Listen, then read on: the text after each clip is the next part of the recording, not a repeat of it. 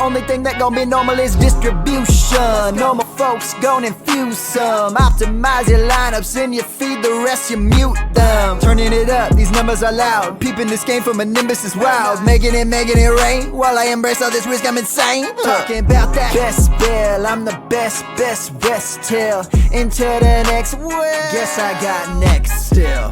Best bell, I'm the best rest till into the next well. Guess I got next still.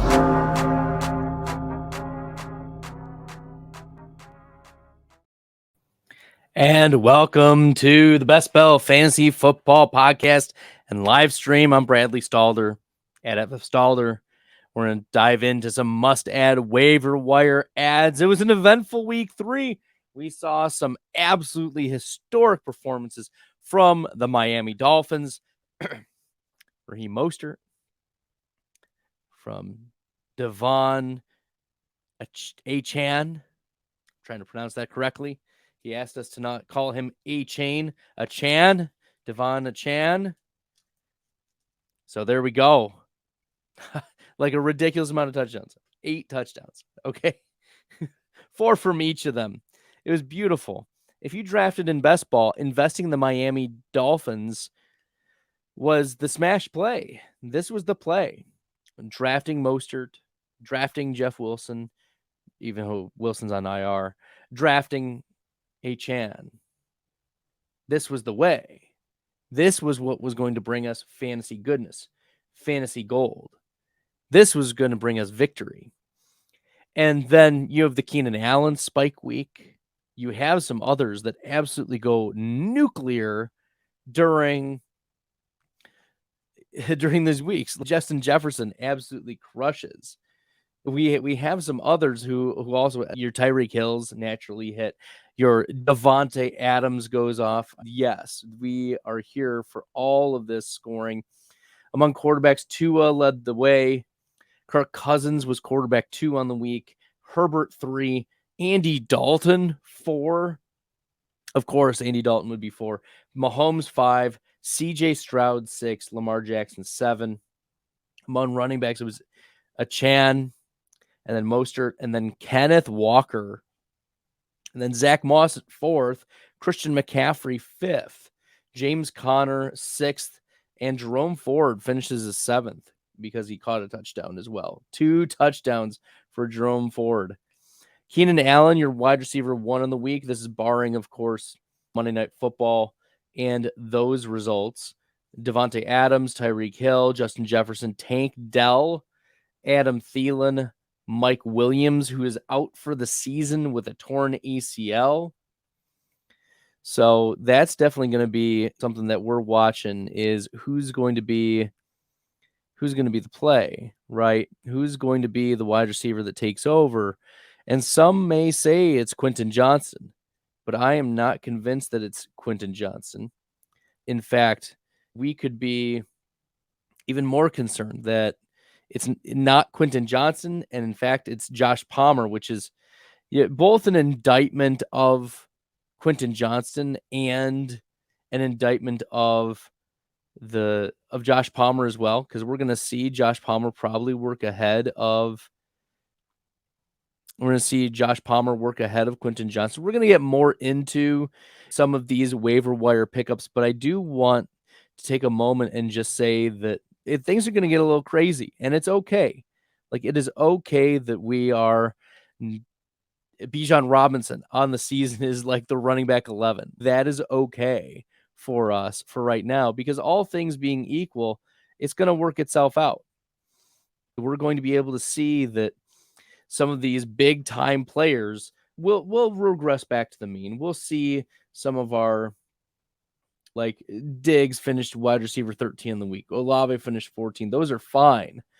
But like Rondell Moore finishing 17th on the week, we love to see that. Romo Dubs at 19th on the week. Pittman at 21st. We're going to hit on some more of these waiver wire pickups. Rondell Moore is definitely someone we should be considering. He's not going to be one I'm going to dive deep into, but we should be strongly considering. Okay. Jalen Hurts just rushed for a touchdown. Monday Night Football. Let's go. In the meantime, our number 1 tight end on the week is Sam Laporta. Number 2, Pharaoh Brown. 3 was Kelsey, 4 was Kittle, 5 was Donald Parham, and then Hawkinson, and then Ingram. It's pretty chalky at the top. Laporta, certainly a 30-something% target share. You're probably starting Laporta the rest of the way as a mid-pack tight end 1. I don't know how you can really move away from him. You have to start Laporta over Freiermuth. You have to start Laporta over Evan Ingram. Start Laporta over Kyle Pitts pretty easily. Yeah, I think those are over Dallas Goedert. Yeah, I think Laporta over Dallas Goedert for what we've seen so far. That's wild to think, but I think we are starting Laporta over even Darren Waller. We need to see it from Waller.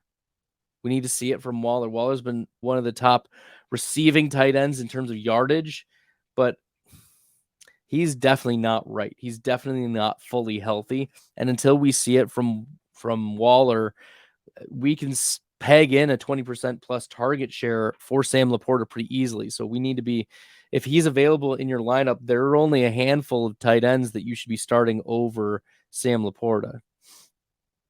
Chevy 4x4 lost Big Mike. I'm sorry. Sitting with number 1 waiver claim. Chan is owned. Yes. So we're going to get into some of these fantasy football waiver wire pickup plays. Yeah, for sure. Is Tank Dell worth my number 1? I'll talk about the order in which I'd have them, or rough order, depending upon what you need, etc. But a general order of how I would want them. So let's get into it. Obviously, Sam Laporta, I'm assuming that he's rostered in every league, but if he's not, you should prioritize him. Okay, the first is, of course, your very obvious Devon Achane, rostered in 28% of leagues. He scored 51.3 fantasy points in week 3, 18 for 203. He had 2 rushing touchdowns, 11.3 yards per carry. He had 4 catches, 30 yards, 2 touchdowns.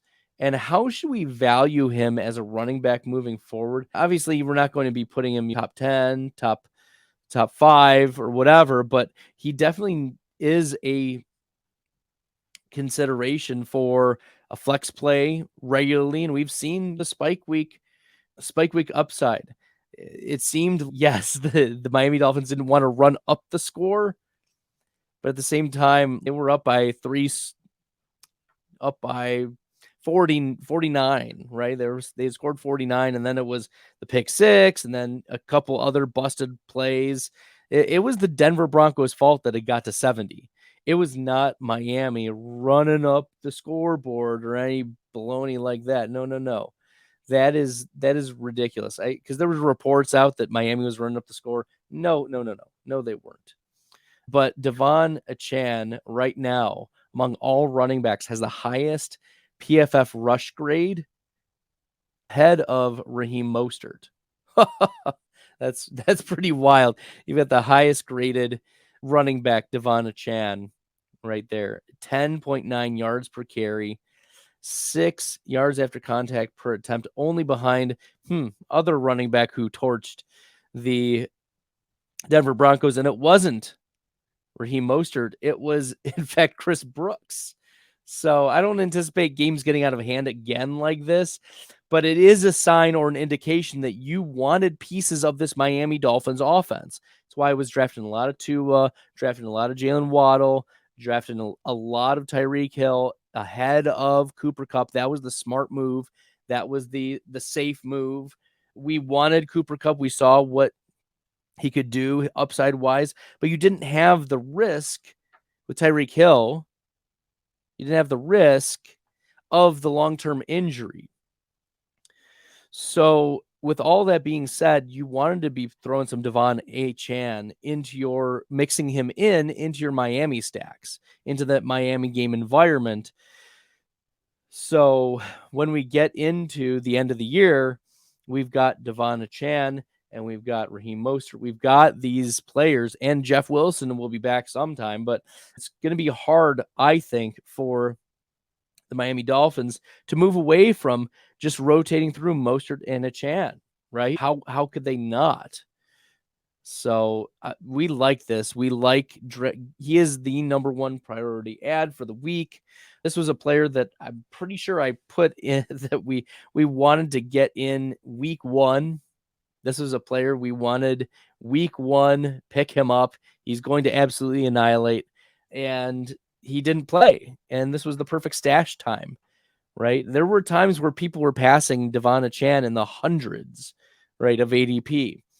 Sometimes you want to. This was a rookie ambiguity skill set discount scenario where it just made sense that Devon Achane, who was a very skilled running back, an SEC running back, played very well against top-notch defenses and ended up crushing, right?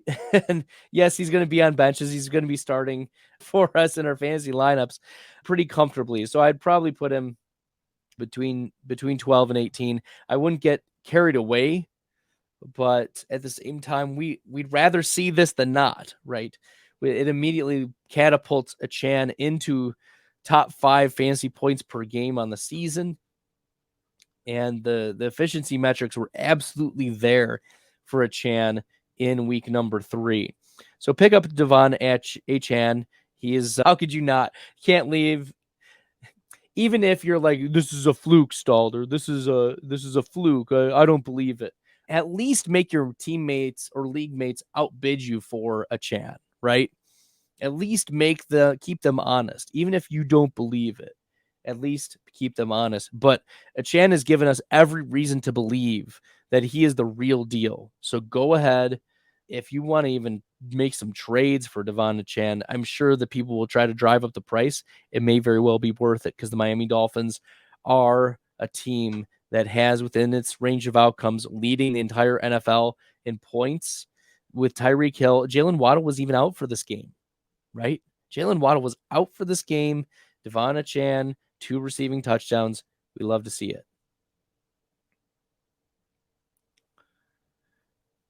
We got a comment. It feels like he's a one-time hitter. Let me say 2 things that can be true at the same time. He won't again match the 55 fantasy points that he scored. But let's look at what he did last year in college, right? Last year for Texas A&M, he ran for over 1,100 yards on 196 carries, 5.6 yards per attempt. He had an 89 rushing grade. He had 91 rushing grade back in 2021, an 86 rushing grade back in 2020, 3.64 and 3.6 yards after contact per attempt. Very respectable. He plays against Ole Miss, 138 rushing yards. Plays against LSU, 215 rushing yards. Plays against Arkansas, 159 rushing yards. Right? He played against quality competition. Played against Florida, 122 rushing yards. Played against quality competition and just lit them up. So also for a guy, he in his final season had 4 different games of at least 6 targets. So you could say he's one-time hitter. He's not going to hit 55 points again. That may be true. But for him to have spike weeks in this team, in this environment, I mean, Raheem Mostert is 32 years old. Jeff Wilson is 28 years old. So you've got a young speed back, 4.32 speed, who has proven production. How can coaches not lean on a player like they're not going to move away from Devon Achane? That just doesn't make sense. And while he may not get 55, like, can he get 15, 20 points? Yeah, he can be a top 12 running back rest of the way, buoyed by this 55 pointer. He can be top 15, top 18 for rest of season and still end up being in the top 10 in fantasy points per game. So trilingual kid, I think it's going to be hard for the coaching staff for the Dolphins to move away from Devon Achane, and I think it's going to be hard for fantasy managers to move away from him again, even if he has bust games or even if he has games that let you down a little bit. It's clear that they're going to use him in the passing game, in the running game, and that there's an immediate trust right now because of his performance against the Denver Broncos. Let's keep it moving, though. Let's keep it moving. Tank Dell is our number 2 priority this week.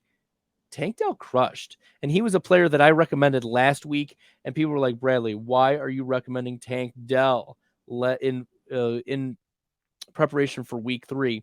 I said Tank Dell is an undersized wide receiver who's winning. That's the thing, is Tank Dell is winning. He's playing really well, 77.5 PFF grade. Tank Dell in this game, 5 catches, 145 yards. Yes, he had the big catch, there's 68 yards or so, but came down with the touchdown. Ran 26 routes, 100% route participation, and mostly playing once again on the outside. This is the wild thing about Tank Dell, playing 77% of his snaps out wide, only 23% in the slot. This is a guy who's 5'8", 165, winning on the outside. He's a special dude. So how can we be moving away from Tank Dell when 7 targets, 5 receptions, 145 yards, 25.5 fantasy points? This is not a part-time player, right? 84% of the routes in the game he ran. 56% of his team's air yards is nothing to scoff at either. That's phenomenal. And he came down with that big 60-plus yard touchdown. The Texans are going to try that with quarterback CJ Stroud. They're going to try to look deep for Tank Dell. And when he's winning deep, this is great. And Stroud is looking good. We'll talk about CJ Stroud a little bit later. But Tank Dell, only rostered in 26, 27% of leagues. He led the Texans in targets in both week 2 and week 3. He's finished top 20 each of the last 2 weeks. And 22+% routes in both games, like target percentage. So we're here. We're here for Tank Dell. He reminds me a little bit of, who are some of the smaller receivers that have won. I know Lockett is a little bit bigger. I think a Lockett, a smaller Tyler Lockett, who just finds ways to win, is an interesting comp for Tank Dell in that style of play. He just finds ways to win. And that's why we want to be getting Tank Dell even into a flex considerations. So I think that they torched the Jacksonville Jaguars, the Houston Texans did. And why would we move away from that? I don't think I would. And I don't think you should as fantasy managers either. So continue to plug Tank Dell in and see what happens. CJ Stroud is willing to look his way, willing to target Tank Dell. This is a day 2 wide receiver that the Texans handpicked to be the guy for CJ Stroud. So let's also handpick Tank Dell for our fantasy teams. If I'm prioritizing a tight end not named Sam Laporta, it's Luke Musgrave. Musgrave ran a team-high 86% of routes for Green Bay. He had 8 targets, nearly 11 fantasy points. And if there are reliable options in this offense for Green Bay, it's Luke Musgrave, it's Jaden Reed. Romeo Doubs has played admirably for sure. And Musgrave, 11 catches on the season, 124 yards, 15 targets. He's averaged 5 targets per game as a rookie tight end. Okay, yeah, give me some Luke Musgrave, who's running the most pass routes and has the most receiving routes among all players on the Green Bay Packers. So he is out there all the time.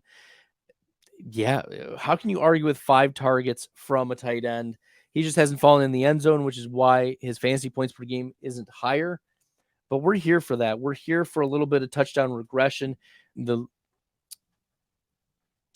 Green Bay Packers face the Detroit Lions on Thursday, and so the Lions have been susceptible in the past to giving up fantasy points.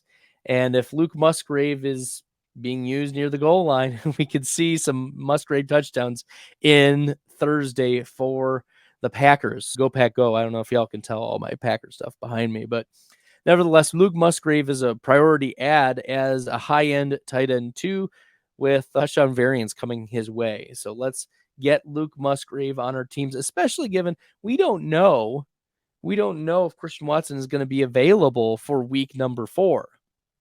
He was a late scratch. Aaron Jones should be good to go because it's clear A.J. Dillon is not playing well. Something is just not right with A.J. Dillon. Yeah, we need to stay away from A.J. Dillon moving forward and lean instead into Luke Musgrave. Another Green Bay Packers player we should be targeting is Jayden Reed. Jayden Reed, 21% target share, 148 receiving yards, 16.4 yards per reception. He has 2 touchdowns on the season, 11.8 fantasy points per game. He is second on the Packers in terms of receiving grade, only behind Romeo Doubs. And he is catching up with Doubs in terms of pass snaps. In fact, Jayden Reed played more than twice as much as he did in week number 2. In week 3, 3 for 63. He didn't have the touchdown, which was a little bit of concern. But if Christian Watson is once again not available in a game that's probably going to be a shootout with the Detroit Lions, yeah, give me Jayden Reed as a flex consideration. We like it. He got 7 targets in this game. Yeah, he didn't come down with a lot of them, but he's being used in the slot and he's being used deep. 72% of his snaps are coming out of the slot. And we like that Jayden Reed is being used a lot more now. It was clear the jump from week 2 to week 3 for the second round pick, the 4.45 40-yard dash, former Michigan State wide receiver. We want to be finding ways to plug in Jayden Reed into our lineup for Thursday. Okay. Thoughts on Matt Breida? Fernando Garate. Thanks for tuning in. If you guys are new and you haven't, subscribed to my channel, hit smash the subscribe button. Appreciate y'all jumping in. Fernando, thoughts on Matt Breida? Breida is bad. He's really bad. He's a player that I'm not looking to start, even though we got news that Saquon Barkley is expected to miss. Saquon Barkley is expected to miss 2-3 more weeks. Breida hit 10 or 11 fantasy points in this game because he fell in the end zone.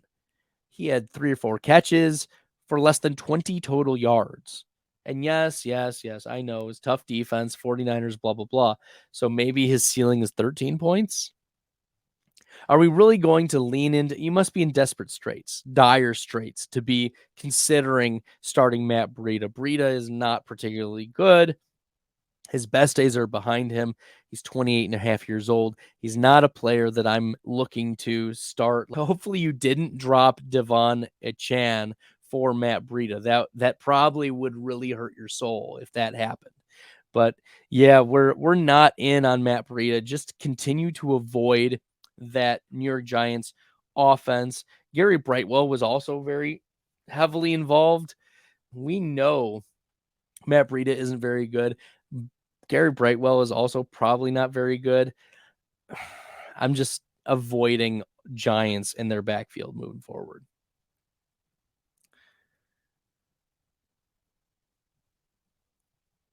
A wide receiver, another second-round wide receiver that you need to be in on is Marvin Mims Jr.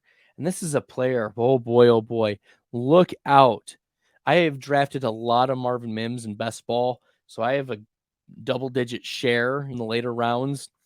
But he's averaging, this is Marvin Mims, is averaging 28.6 yards per touch, 429 total yards. He has 15 total receptions and rushes and returns, all 3 of those, 195 receiving yards, nearly 28 yards per reception. He has 5 targets of 20 or more air yards, and he averages nearly 25 air yards per target, 7.5 yards per route. And that leads his entire team. It leads the Broncos in all of those categories. He only has 9 targets, and 5 of those are 20 or more air yards. This is a big time player. Here's the issue. 28% route participation is not going to get it done for fantasy. Like, he's dependent upon these big plays because he is not getting used very much. 28% route participation, 46% target per route is phenomenal. When he is on the field, he's a situational usage guy. It's almost like if you pulled a third down back into the backfield, they're going to pass. Marvin Mims is in the lineup. Marvin Mims is going to be targeted because he's really good. He has a 32% air yard share, and he has 3 catches for 73 yards on 5 targets. Oh, yeah. And by the way, they're trusting him on special teams too. And how do we know that? He contributed in special teams, and it showed up for fantasy. He returned a 99-yard kick return for a touchdown. If he ever usurps Jerry Jeudy or Cortland Sutton, we're looking at a Marvin Mims massive breakout. And you would rather have this guy stashed on your bench than on someone else's bench. When we get to the fantasy playoffs, this is a player the Broncos would probably get in some shootouts. It's surprising that they weren't able to put up a few more points on the Dolphins, given the 50 point differential, the 70-20 routing. You'd expect that Marvin Mims would get targeted a little more, but he did have that big touchdown kick return. So Marvin Mims, player you need to be picking up off the waiver wire. He's got more upside than Jaden Reed, but Jaden Reed is more startable right now. And I would say long-term, Marvin Mims has a higher upside than Tank Dell, who I have prioritized over Mims at this point because Dell is contributing immediately and a full-time player. But Mims, his ceiling is massive. It's absolutely massive. So we need to be in on Marvin Mims, getting him on our rosters.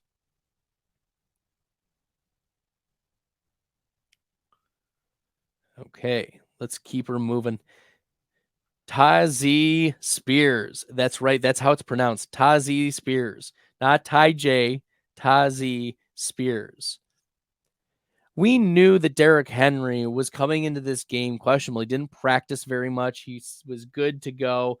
But the Cleveland Browns defense is an auto bench nearly, because how are they going to run against him?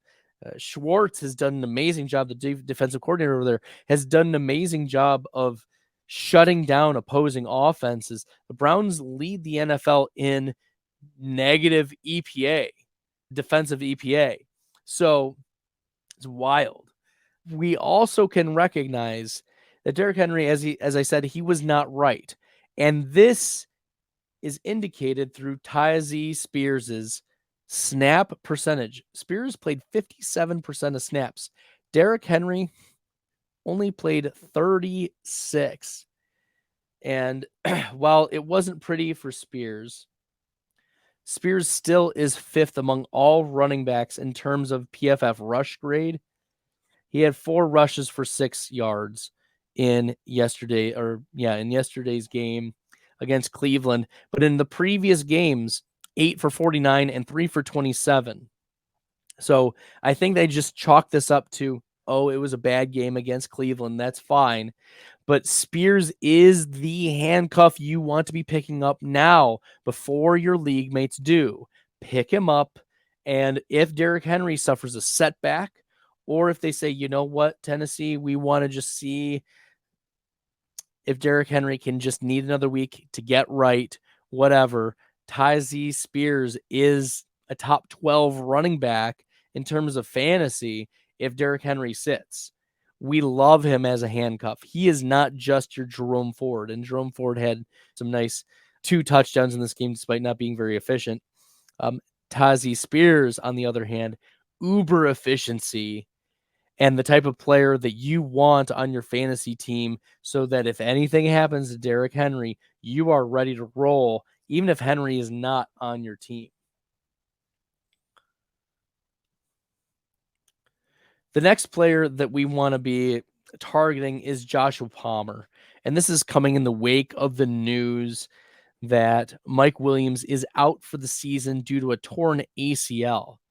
It's just disastrous for Mike Williams. He's missed a couple seasons with big injuries, and unfortunately, this is going to be one of those seasons. Josh Palmer, in 3 games last year without Mike Williams and with Keenan Allen, these were his lines: 8 for 106 and 2 touchdowns, 5 for 56, and 7 for 60. 28 targets over 3 games. You can do the math. That's between 9 and 10 targets per game. And with Austin Eckler maybe missing this game, week 4 as well, we will see. We don't know about Eckler's status, but we're talking Josh Palmer can be a pretty straightforward top 24 wide receiver in terms of volume. There aren't many handcuff wide receivers in the NFL. Josh Palmer is one of those volume-based, get him the volume and he'll be okay-ish. He's not a great wide receiver when you look at yards per route run, when you look at PFF receiving grade, but the pass volume is enough for Josh Palmer to be relevant and a flex consideration moving forward, even with Keenan Allen dominating. We expect Keenan Allen's going to get a bump. We expect other Chargers to get bumps in this offense, Josh Palmer included. You may be wondering, what about Quentin Johnston?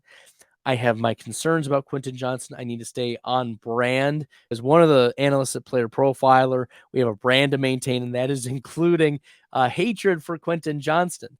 Now, we know Josh Palmer is meh, but we also have not seen anything in the preseason or at the NFL level that indicates that Quentin Johnston could step in and usurp Joshua Palmer. If you remember in the preseason, Quentin Johnston declared himself the wide receiver 3, but there was no report that he was actually the wide receiver 3. And then it comes out at the end of the preseason, Josh Palmer's playing comfortably ahead of Quentin Johnston.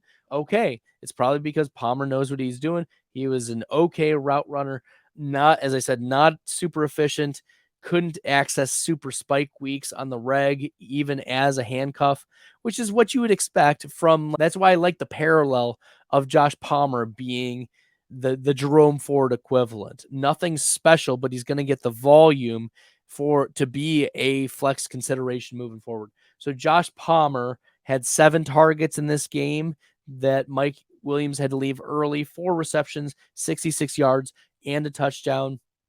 So 4 for 66. You'll take 10 points in your fantasy leagues, plus the possibility of a touchdown.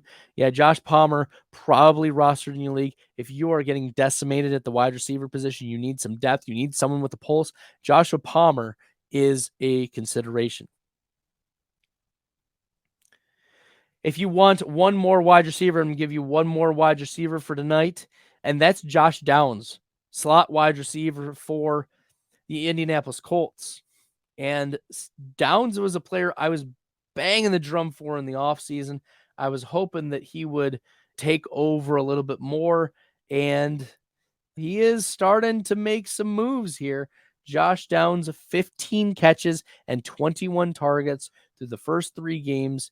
He's averaged 40 yards per game so far, 66 PFF receiving grade. Nothing special on that front in the efficiency.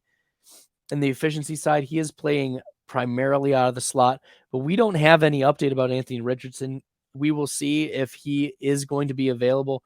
But Josh Downs in this game, 8 for 57, 11 targets out of the slot against Baltimore. And Josh Downs is taking over this number 2 role, which is what I'd hoped he would do over Alec Pierce.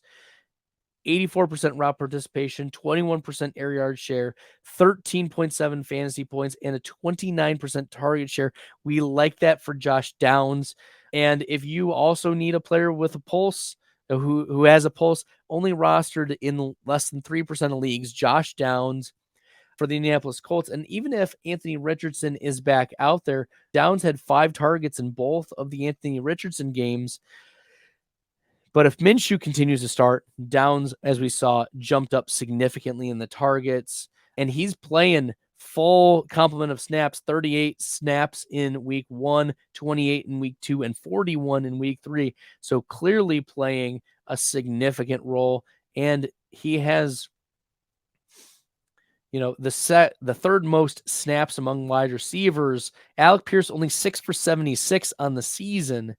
That's not going to get it done for fantasy for you. So at least take some shots on Josh Downs, because we know Josh Downs produced in college, early declare, and it may have taken him a little bit to acclimate to the NFL, but he's starting to really carve out a role. We like Josh Downs as a deeper league wide receiver 4 or 5. Would you rather have Reed, Dubs, or Palmer? Yeah, so I think Christian Watson does come back very soon. He may not be back Thursday. If he is not back on Thursday, give me a Romeo Dubs over all 3 of these. If Christian Watson is back, I think that does impact both of the Packers pretty significantly.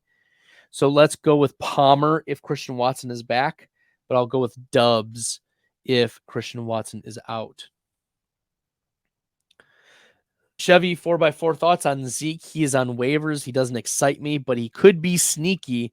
May Uncle Bill favor Zeke over Ramondre.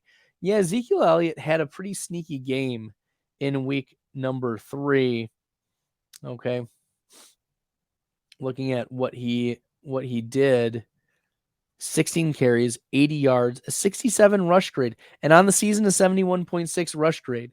Like, his yards after contact isn't great, but he's gotten some interesting volume, 28 carries over the course of the 3 games, so almost 10 carries per game.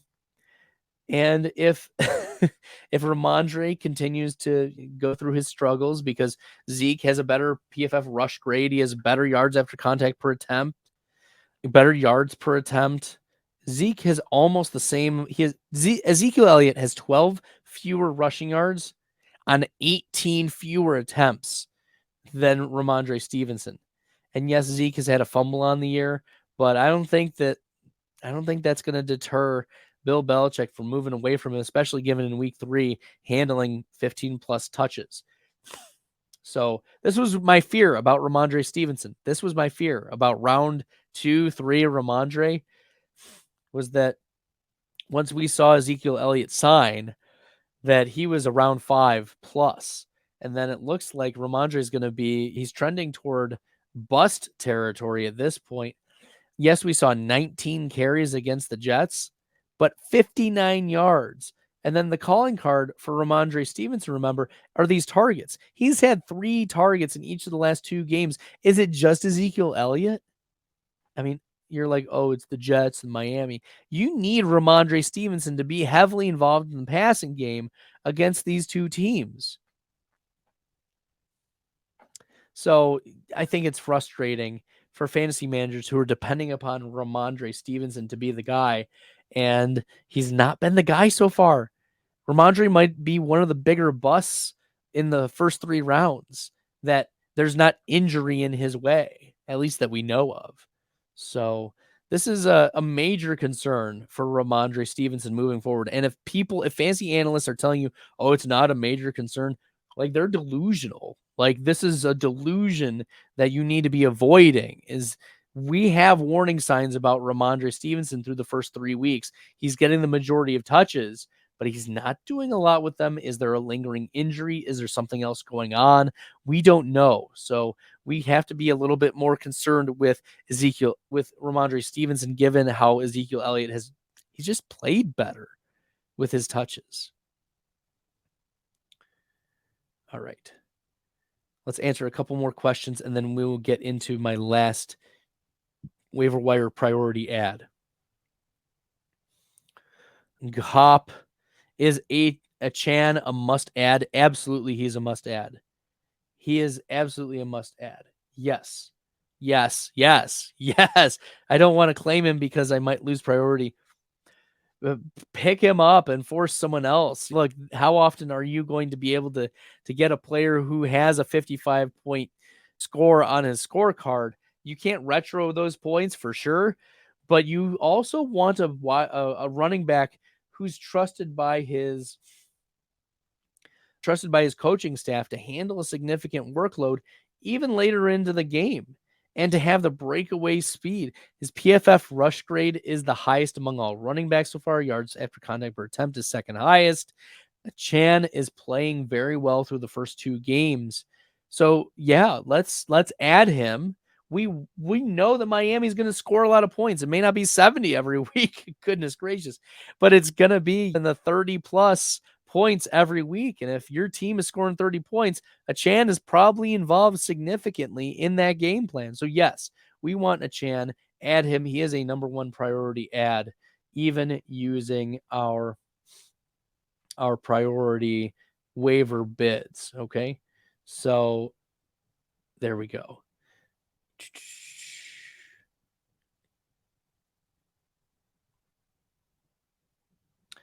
The last player that I'm going to talk about here until we get to our final must add is DJ Chark. Right. DJ Chark missed week 1, only played 27 pass snaps in week 2. 1 target, 1 reception for 15 yards was pretty much a bust. And then in week 3, 4 catches, 86 yards and a touchdown, playing mostly on the outside. He is the big play waiting to happen. He's the home run hitter type for this Carolina offense. Only 4 receptions, but 10 targets. So it's clear that Andy Dalton was really trying to get the ball down to him and trying to get big plays. Like DJ Chark profiles as this big play guy. He's 4.3 speed, 6'4", 200. So he's a tall, lanky, small, like he's a tall frame, but he's not hefty. He's not a big bodied, like he's not Mike Evans playing on the outside. He's not a Mike Williams playing on the outside. DJ Chark instead is just like your skinny, tall, wide receiver that you're trying to come down with the ball. And unfortunately, as much as we like those spike weeks, and spike plays, it's at a cost. He's not playing very efficiently. A 55.8 receiving grade, 40% catch rate is not going to get it done. So 1.39 yards per route run. Yeah, that's pretty ugly. 65 pass snaps. We like that, but he's boom or bust. And so I think DJ Chark is much better if he was in your best ball leagues, but he's not a target and a very risky. He's a volatile flex play. I would rather have Tank Dell than DJ Chark, just to give you a feel, like significantly Tank Dell over DJ Chark rest of season. Okay, cool. We've got one last player. And I want to make sure that you guys, if you like the content, you found this helpful, make sure you guys are hitting that red subscribe button. I appreciate y'all doing that for sure. Let's talk about our boy, CJ Stroud. CJ Stroud. No interceptions on the season. 4 passing touchdowns. Averaging over 300 yards passing per game. 242 in his debut. 384, and then comes back against Jacksonville, 280. Over 63% completion in each of the games. Yeah. He's been crushing it. So CJ Stroud, top 18 quarterback moving forward pretty regularly. It's going to be based on his touchdown equity. But Stroud is proving that he is a massive improvement over Davis Mills. I mean, just against the Jacksonville Jaguars, an 80 pass grade, 3.3% big time throw rate. That's respectable. 78% adjusted completion percentage in week 3. And Stroud, looking at all quarterbacks, he has 4 touchdowns and no interceptions Only Justin Herbert has more passing touchdowns with 6 and 0 interceptions. So he's not been turning the ball over, which has been great for the Texans and staying in games. And he's proving that he's a worthy fantasy asset. Typically, we see like a lot of conservative playing from these rookie quarterbacks, these top picks. But no, CJ Stroud, rostered in 15% of leagues. He's now a super flex consideration, pretty solid super flex consideration in play. Obviously, we're probably not starting him as a top 12. We aren't looking at him that way in terms of week to week starting so far. But you can't ignore that looking at what he did. He finished, barring Monday Night Football, he's quarterback 6 on the week. Now, we won't have that confidence of him being a top 10 quarterback week to week. We have Lamar Jackson who finished behind him. We have Josh Allen who finished behind him. Jalen Hurts is still behind him at this point. But can we talk ourselves? Justin Fields had a bad game. Can we talk CJ Stroud into being like a top 15 quarterback on the week and being pretty comfortable with that? Yeah, so high-end quarterback 2 moving forward is how we should value CJ Stroud, given that the offense is moving better than last year. And Tank Dell is there, the trusted wide receiver that you should also be picking up in your fantasy leagues. Yeah, I agree with Jesse. Stroud is a good choice if you missed on Fields. Probably super, super cheap, probably available in your fantasy leagues. Agree with you, Jesse. I do think better days are ahead for Justin Fields. Fields, looking at week 3. Okay. Looking at just week 3, Justin Fields is tied for 11th in. Oh, nope. I want to sort that here. Justin Fields is 13th in PFF pass grade. So he wasn't terrible, but he also only threw the ball 22 times. That's not going to get it done against the Chiefs when you're down by 30 at halftime.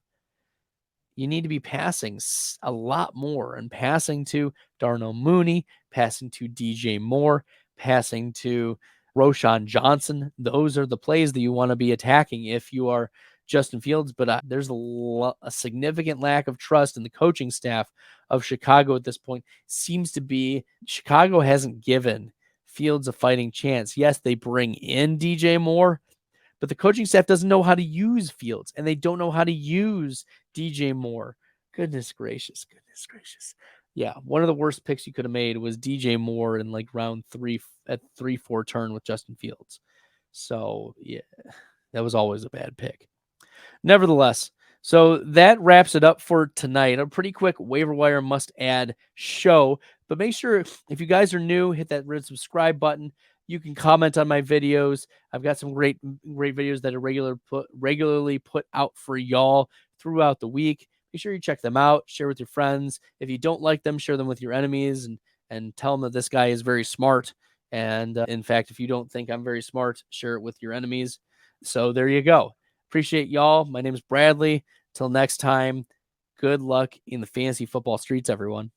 I embrace all this risk, I'm insane. Talking about that BestBell, I'm the best rest till into the next world. Guess I got next still.